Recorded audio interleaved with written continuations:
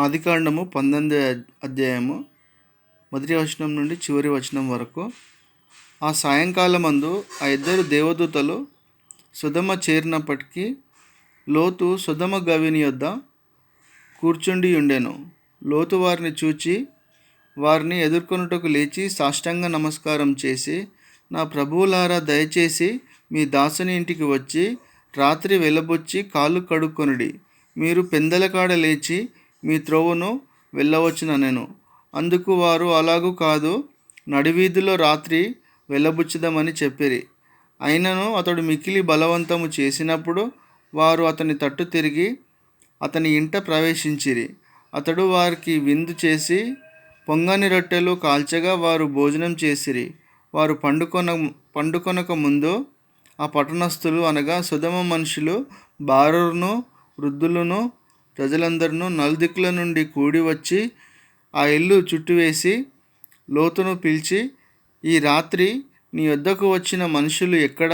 మేము వారిని కూడినట్లు మా యొద్దకు వారిని వెలుపలికి తీసుకొని రమ్మని అతనితో చెప్పగా, లోతు వెలుపల ద్వారమునొద్దనున్న వారి దగ్గరకు వెళ్ళి తన వెనుక తలుపు వేసి, అన్నలారా, ఇంత పాతకము కట్టుకొనకుడి.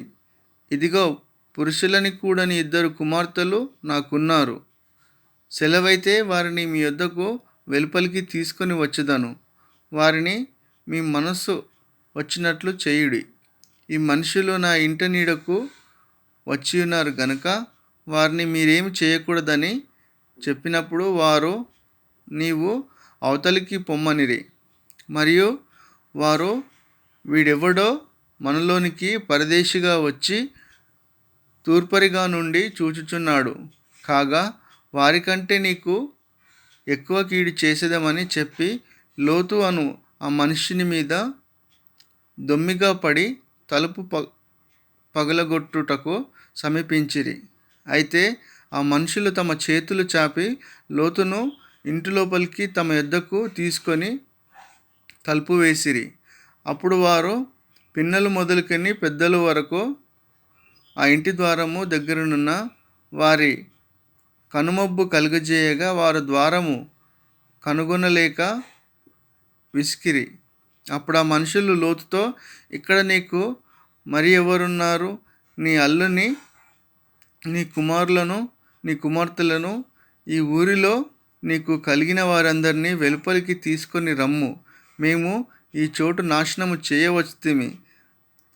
వారిని గూర్చిన మొర యెహోవా సన్నిధిలో గొప్పదాయను గనుక దాని నాశనము చేయుటకు యెహోవా మమ్మను పంపెనని చెప్పగా, లోతు బయటకు వెళ్ళి తన కుమార్తెలను, పెండ్లాడనయున్న తన అల్లులతో మాట్లాడి, లేండి, ఈ చోటు విడిచిపెట్టి రండి. యెహోవా ఈ పట్టణమును నాశనము చేయబోచున్నాడని చెప్పాను. అయితే అతడు తన అల్లుల దృష్టికి ఎగతాళి చేయువాని వలె నుండెను. తెల్లవారినప్పుడు ఆ దూతలు లోతును త్వరపెట్టి, లెమ్ము, ఈ ఊరి దోషశిక్షలో నశించిపోకుండా నీ భార్యను, ఇక్కడనున్న నీ ఇద్దరు కుమార్తెలను తీసుకొని రమ్మని చెప్పిరి. అతడు తడవు చేసెను. అప్పుడు అతని మీద యెహోవా కనికరపడుట వలన ఆ మనుషులు అతని చేతిని, అతని భార్య చేతిని, అతని ఇద్దరు కుమార్తెల చేతులను పట్టుకొని వెలుపలికి తీసుకొని వచ్చి ఆ ఊరి బయట నుంచిరి. ఆ దూతలు వారిని వెలుపలికి తీసుకొని వచ్చిన తరువాత, ఆయన, నీ ప్రాణమును దక్కించుకొనున్నట్లు పారిపొమ్ము. నీ వెనుక చూడకుము. ఈ మైదానంలో ఎక్కడను నిలవక నీవు నశించిపోకుండా ఆ పర్వతమునకు పారిపోమని చెప్పగా, లోతు, ప్రభువా, అలాగూ కాదు, ఇదిగో, నీ కటాక్షము నీ దాసుని మీద వచ్చి ఉన్నది. నా ప్రాణము రక్షించుట వలన నీవు నా ఎడల కనుపరిచిన నీ కృపను ఘనపరిచితివి. నేను ఆ పర్వతమునకు తప్పించుకొని పోలేను. ఈ కీడు నాకు సంభవించి చచ్చిపోదునేమో. ఇదిగో, పారిపోవుటకు ఈ ఊరు సమీపంలో ఉన్నది. అది చిన్నది. నన్ను అక్కడికి తప్పించుకొని పోనిమ్ము. అది చిన్నది గాదా, నేను బ్రతుకుదునని చెప్పినప్పుడు ఆయన, ఇదిగో నీవు చెప్పిన ఈ ఊరు నాశనం చేయను. ఈ విషయంలో నీ మనవి అంగీకరించుతిని. నీవు త్వరపడి అక్కడికి తప్పించుకొని పొమ్ము. నీవక్కడ చేరు వరకు నేనేమీ చేయలేనెను. అందుచేత ఆ ఊరికి సోయర్ అను పేరు పెట్టబడెను. లోతు సోయరుకు వచ్చినప్పుడు ఆ దేశంలో సూర్యుడు ఉదయించెను. అప్పుడు యెహోవా సొదొమ మీదను గొమొర్రా మీదను యెహోవా యొద్ద నుండి గంధకమును అగ్నిని ఆకాశం నుండి కురిపించి ఆ పట్టణములను మైదానమంతటిని ఆ పట్టణములలో నివసించు వారిని అందరినీ నేల మొక్కలను నాశనం చేశాను. అయితే లోతు భార్య అతని వెనుక నుండి తిరిగి చూచి ఉప్పు స్తంభమాయెను.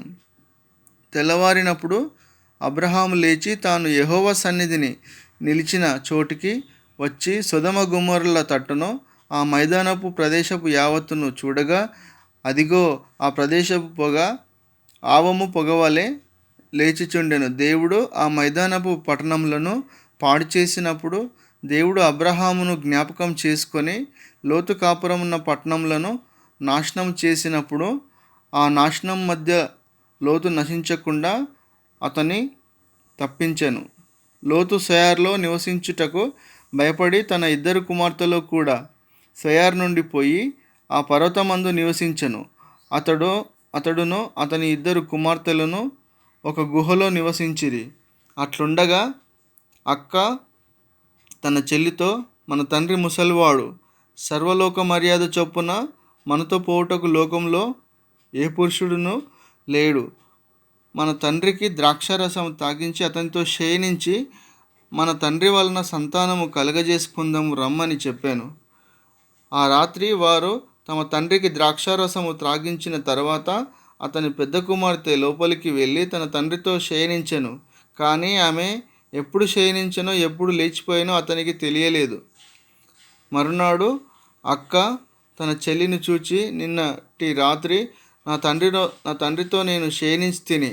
ఆ రాత్రి అతనికి ద్రాక్షారసము తాగించిన తర్వాత నీవు లోపలికి వెళ్ళి అతనితో శయనించుము. అలాగున మన తండ్రి వలన సంతానం కలగజేసుకుందామని చెప్పాను. ఆ రాత్రియు వారు తమ తండ్రికి ద్రాక్షారసము తాగించి అప్పుడా చిన్నది లేచి అతనితో శయనించెను. ఆమె ఎప్పుడు శయనించెనో ఎప్పుడు లేచిపోయినో అతనికి తెలియలేదు. అలాగున లోతు యొక్క ఇద్దరు కుమార్తెలు తమ తండ్రి వలన గర్భవతులైరి.